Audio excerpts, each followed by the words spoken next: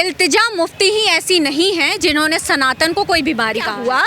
ये भारत की जनता ने वोट का ऐसा तमाचा चपेट मारा ना इन सबके मुंह पे। इल्तिजा मुफ्ती हमें समझा रही हैं, भारतवासियों को समझा रही हैं, सनातनियों को समझा रही हैं कि हिंदुइज्म और हिंदुत्व में क्या अंतर है। जितना पैसा खर्च किया होगा ना अपनी बिटिया रानी को, लाडो को पढ़ाने लिखाने में, वो सब मटिया पलेद हो गया। आप खुद को अल्पसंख्यक कह रहे हैं तो यहाँ पारसी क्या है, तो यहाँ जैन क्या है, तो यहाँ बौद्ध क्या। संख्या का दर्जा हटाइए। ये कब तक अल्पसंख्यक बने रहेंगे? जब तक ये जो है वो बहुसंख्यक ना बन जाए क्या, तब तक ये अल्पसंख्यक। बंगाल में पिछले दिनों वहाँ के जो है वो घुस आए थे, घुसपैठिए, और वहाँ के काली मंदिर को तोड़ने का प्रयास में हिंदुओं का, सनातनियों का कोई मानवाधिकार नहीं है। ये मैं बहुत दुख के साथ बोल रही हूँ, कोई मानवाधिकार नहीं है। कुत्ते का कुक्कुराधिकार भी है, कुक्कुराधिकार भी एक कुत्ते का है, लेकिन हिंदुओं के ऊपर आप गोपाल मिश्रा कांड बहराइच देख लीजिए, कौन गया,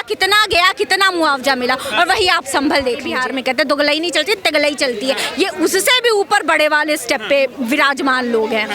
इल्तिजा मुफ्ती ही ऐसी नहीं है जिन्होंने सनातन को कोई बीमारी कहा है। इंडी गठबंधन के तमाम बड़े नेता, घटक दल, यहाँ तक कि हमारे मल्लिकार्जुन खड़गे के बेटे प्रियांक खड़गे, स्टैलिन साहब, सबने सनातन को लोकसभा इलेक्शन के समय में डेंगू, मलेरिया बीमारी जितना कोस सकते थे सनातन को, इन्होंने कोसा है।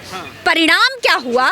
ये भारत की जनता ने वोट का ऐसा तमाचा चपेट मारा ना इन सबके मुंह पे कि इनको सबक मिल गई, लेकिन अभी भी ये पूरी तरह से जो हैं वो सीखे नहीं हैं। तभी इल्तिजा मुफ्ती का ये बयान आया। और आप देखिए, इल्तिजा मुफ्ती हमें समझा रही हैं, भारतवासियों को समझा रही हैं, सनातनियों को समझा रही हैं कि हिंदुइज्म और हिंदुत्व में क्या अंतर है।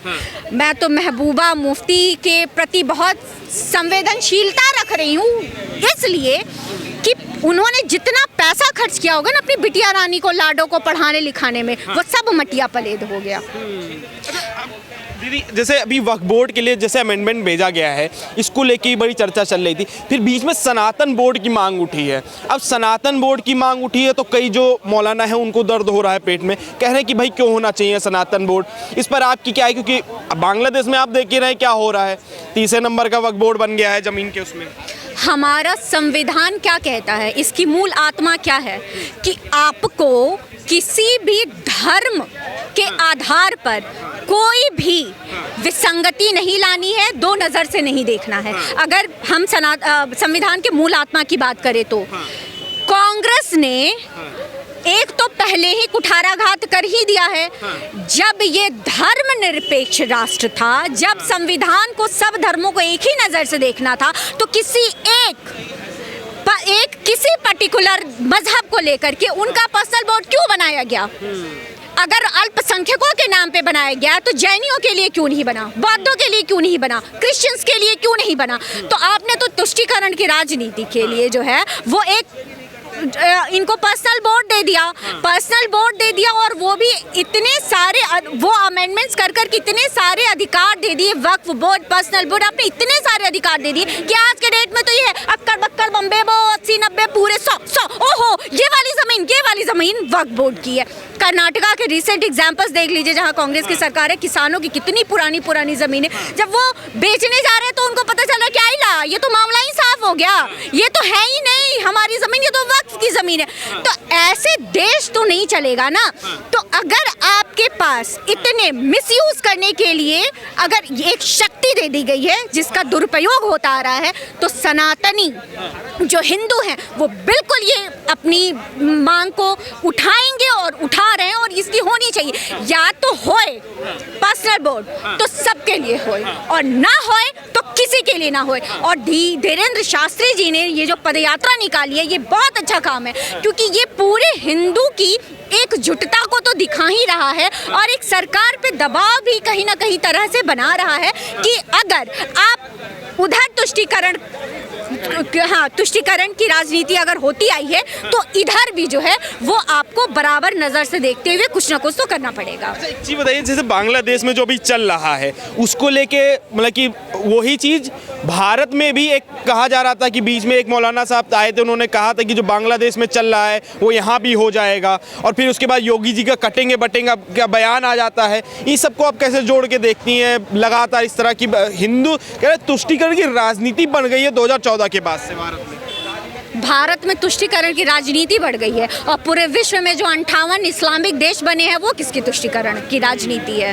ये जहां संख्या बल में अलग होते हैं, इस्लामिक राष्ट्र बना देते हैं, घोषित कर देते हैं। आप एक विश्व के पटल पे एक राष्ट्र का, एक देश का नाम बताइए जहां पे ये 30% से ज़्यादा है, 35% के करीब है, और वो वहाँ शरिया कानून ना हो, वो इस्लामिक राष्ट्र हो। आप मुझे एक विश्व के पटल पे एक ऐसे देश का नाम बता दीजिए, यह असंभव है। बांग्लादेश की कहानी आप ने शुरू की तो मैं उसको पूरा कर देती हूँ।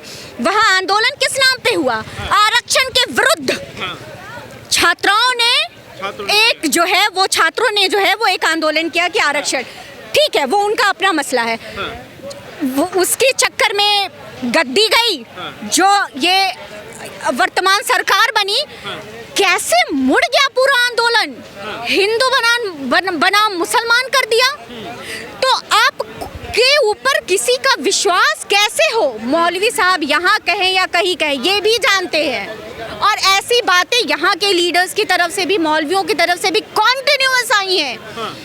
आप जो है वो आंकड़े उठा करके देख लीजिए कि एक बार संख्या बल अगर हमारे हाथ में आया तो फिर काहे का संविधान, तो फिर काहे की भारतीय संस्कृति में, भारतीय जो कहते हैं संविधान में, वो बहुसंख्यकों की का कोई अधिकार नहीं। अल्पसंख्यकों की स्थिति हिंदू के रूप में पाकिस्तान में आप देख लो, जब से बंटवारा हुआ है 2% से भी कम हो गए हैं, शायद इस साल का आंकड़ा है 1.5% के करीब में हो गए हैं। बांग्लादेश में सरेआम काटे जा रहे हैं, वो क्या करोड़पति अरबपति कोई बिजनेसमैन हो या कोई जो वो आम नागरिक हो। और आप विडंबना ये देखिए कि पूरे विश्व का एकमात्र हिंदू बहुसंख्यक राष्ट्र नेपाल को छोड़ करके भारत, यहाँ के राजनेताओं को, भाजपा और एनडीए गठबंधन को छोड़ दे, सबके मुंह में दही जमी हुई है हिंदू धर्म के, जो हिंदू धर्म पे ये प्रताड़ना हो रही है, उस पे किसी के मुंह से एक शब्द नहीं निकल रहा है। मुफ्ती का निकला शब्द, उन्होंने कहा कि भारत और बांग्लादेश में कोई अंतर नहीं है, क्योंकि वहां भी अल्पसंख्यक खतरे में, यहाँ भी अल्पसंख्यक खतरे में है। ये सारे फालतू की बातें हैं। लगभग 25% पॉपुलेशन ले करके अगर आप खुद को अल्पसंख्यक कह रहे हैं, तो यहाँ पारसी क्या हैं, तो यहाँ जैन क्या हैं, तो यहाँ बौद्ध क्या हैं? सबसे पहले तो इस सरकार से यही मेरी रिक्वेस्ट है कि सबसे पहले तो इनका अल्पसंख्यक का दर्जा हटाइए। ये कब तक अल्पसंख्यक बने रहेंगे? जब तक ये जो है वो बहुसंख्यक ना बन जाए, क्या तब तक ये अल्पसंख्यक बनेंगे? और जब बहुसंख्यक बन जाएंगे तो क्या जैसे बाकी 58 इस्लामिक राष्ट्र हैं, क्या भारत भी वही बनेगा? अच्छा, आपको लगता नहीं है कि मोदी जी को कुछ करना चाहिए बांग्लादेश के मुद्दे पे?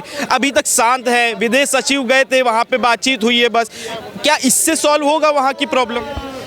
नहीं, बांग्लादेश या किसी भी राष्ट्र की जो आंतरिक समस्या है, गृह युद्ध जैसी स्थिति है जो अभी वहाँ पे है बांग्लादेश में, वो कंट्रोल तो निसंदेह रूप से वहाँ की सरकार ही करेगी। हम मध्यस्थता कर सकते हैं, हम अपनी बात रख सकते हैं, हम बहुत हुआ तो ये कह सकते हैं हमने नागरिकता संशोधन कानून क्यों लेकर के आया, हम खुले दिल से वहाँ के हिंदुओं का स्वागत भारत में कर सकते हैं, लेकिन वहाँ का लॉ एंड ऑर्डर भारत तो नहीं जो है वो मेंटेन करेगा। यहाँ सेना भेज करके बांग्लादेश में वहाँ तो शांति स्थापित नहीं करेगा, यह तो संभव नहीं है। तो करना तो वहाँ की राजनीति को ही है, वहाँ की सरकार को ही है। हाँ, उनमें ऐसी इच्छा शक्ति उत्पन्न हो, इसका दबाव भारत जरूर बना सकता है, भारत के साथ साथ पूरा विश्व बना सकता है, और पूरे विश्व की नज़र है बांग्लादेश में अल्पसंख्यकों पर, हिंदुओं पर, सनातन पर जो कुठाराघात हो रहा है, जो प्रहार हो रहा है, उस पर नज़र है पूरे विश्व की। तो एक हिंदू बहुसंख्यक राष्ट्र होने के नाते हमारी जिम्मेदारी और बढ़ जाती है, और मेरी अपील है भारत सरकार से, मोदी जी की सरकार से, कि सिर्फ ऐसे सचिव को भेज देने से अगर बात नहीं बनती है तो इसको और हायरार्की में ऊपर लेवल पे ले जाइए। विदेश मंत्री को आप स्वयं भेजिए और आप जो है वो बांग्लादेशों की, चूंकि सटा हुआ है, ममता बनर्जी का भी बयान है कि इसका असर अब सिर्फ बंगाल में नहीं, बिहार और उड़ीसा में भी देखने को मिल रहा है। पश्चिम बंगाल में पिछले दिनों वहाँ के जो है वो घुस आए थे, घुसपैठिए, और वहाँ के एक काली मंदिर को तोड़ने का प्रयास किया। तो भारत सरकार को बहुत दृढ़ता के साथ यूएन में भी इस मैटर को उठाना होगा। अमेरिका और रसिया जैसे बड़े जो शक्तिशाली देश हैं उनको अपने साथ लेना होगा और बांग्लादेश पे जितना दबाव बना सके कि वहाँ के अल्पसंख्यकों की रक्षा करे, ये काम मोदी जी को और दृढ़ता से करनी चाहिए। भारत में जब कुछ जैसे किसी मुसलमान की लिंचिंग हो जाती है अगर बाई चांस, तो ह्यूमन राइट्स वाले सबसे पहले आ जाते हैं। अभी तक 3 से 4 महीने में एक भी ह्यूमन राइट्स वाला सामने नहीं आया कि भाई बांग्लादेश में जो हिंदुओं का अत्याचार हो रहा है उसको रोका जाए। शायद आपके ही चैनल पे मैंने कुछ दिनों पहले कहा था कि भारत में या विश्व में हिंदुओं का, सनातनियों का कोई मानवाधिकार नहीं है। ये मैं बहुत दुख के साथ बोल रही हूँ, कोई मानवाधिकार नहीं है। यहाँ पे एक कुत्ते का कुक्कुराधिकार भी है, कुक्कुराधिकार भी एक कुत्ते का है, लेकिन हिंदुओं के ऊपर आप गोपाल मिश्रा कांड बहराइच देख लीजिए, कौन गया, कितना मुआवजा मिला, और वही आप संभल देख लीजिए, बरसा रहे हैं ऊपर से, एकदम छटपटाए पड़े हैं, नहीं जाके संभल मिल पाए। लॉ एंड ऑर्डर मेंटेन करने के लिए स्टेट गवर्नमेंट ने कुछ डिसीजंस लिए तो उसके परिवार को, उनके परिवार को दिल्ली बुला लिया गया और दिल्ली में गलबैया कर ली गई।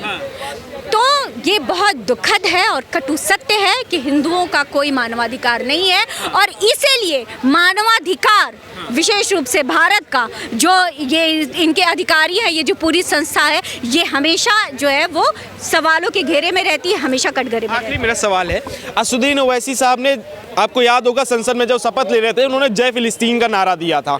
अभी जब बांग्लादेश में हुआ तब उन्होंने कहा ये बांग्लादेश का इंटरनल मामला है। ये जो दोगला चरित्र है इन लोगों का, जो विपक्षी नेता है मैक्सिमम, ये लोग ऐसा क्यों है कि मतलब हिंदुओं से इतनी घृणा क्यों करते हैं? घृणा करें, अच्छी बात है, तभी तो सिमटते जा रहे हैं। ओवैसी के कितने सांसद हैं और कितने जो हैं वो तो 10 सालों बाद तो एक तो पहले भारतवर्ष को नेता प्रतिपक्ष मिला है राहुल गांधी के रूप में। ये लोग सिमटते जा रहे हैं, जनता इनको सिकोड़े जा रही है, इनको निचोड़े जा रही है, इनको वोट नहीं मिल रहे हैं। ये तब भी तुष्टीकरण की राजनीति से ऊपर नहीं उठ रहे हैं। ये अभी भी जो आपने कहा दोगला, क्या इनका तेगला चरित्र है, हमारे बिहार में कहते हैं दोगलाई नहीं चलती, तेगलाई चलती है। ये उससे भी ऊपर बड़े वाले स्टेप पे विराजमान लोग हैं। ये जिस पार्टी का नाम ही मजहब के नाम पे हो, मुसलमान, इस्लाम, उससे आप और क्या उम्मीद करते हैं? ये कहते हैं कि हम अपने कम्युनिटी को रिप्रेजेंट करते हैं, अपने कम्युनिटी के भी ये लोग नहीं हैं। भारत में मुसलमानों की दशा दिन पर दिन कितनी खराब होती जा रही है। शिक्षा शिक्षा बेसिक बातों को करते हैं, रोजगार इनका ले लीजिए, क्या वक्फ बोर्ड, इतनी ज़मीन है, ये मुसलमानों के लिए ही इतना किए पड़ते हैं। कितने सारे मदरसे बनवा दिए इन लोगों ने, वो मदरसे जहां आधुनिक शिक्षा भी दी जाए। मैं कोट करना चाहूंगी इस बात को भी। आपने कितने रोजगार के साधन उपलब्ध करा दिए इस वक्फ बोर्ड की संपत्ति से। आपको सिर्फ हज जाना है, हज भिजवाना है और मंदिरों पे और किसानों की जमीन पे कब्जा करना है। जो राष्ट्र के विपरीत किसी एक वर्ग को संतुष्ट करने का काम करेंगे तो उनको जो है वोट नहीं मिलेंगे। भारतीय जनता, भारतीय वोटर्स बहुत चेते हुए हैं, सचेते हुए हैं, और बैक टू बैक लोकसभा है, विधानसभा है, सब में रिजल्ट्स दिख रहे हैं। महाराष्ट्र आप देख लीजिए, आप हरियाणा देख लीजिए, और आप निकट भविष्य में दिल्ली भी देखेंगे।